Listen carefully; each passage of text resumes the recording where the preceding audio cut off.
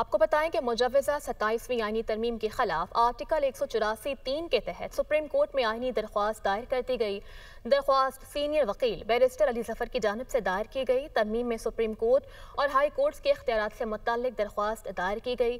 درخواست میں موقف اپنایا گیا کہ آرٹیکل 184(3) اور 199 کے تحت عدالتی جائزے کے اختیارات آئین کا بنیادی ستون ہیں۔ عدالتی جائزے کے اختیارات کو ختم، معطل یا متوازی نظام سے تبدیل نہیں کیا جا سکتا۔ درخواست کا مقصد 27ویں آئینی ترمیم سے پہلے اعلیٰ عدالتوں کے دائرہ اختیار کو محفوظ بنانا ہے۔ آپ کو بتائیں کہ مجوزہ 27ویں آئینی ترمیم کے خلاف آرٹیکل 184(3) کے تحت سپریم کورٹ میں آئینی درخواست دائر کر دی گئی۔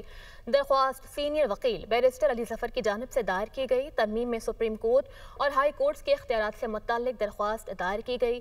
درخواست میں موقف اپنایا گیا کہ آرٹیکل 184(3) اور 199 کے تحت عدالتی جائزے کے اختیارات آئین کا بنیادی ستون ہیں۔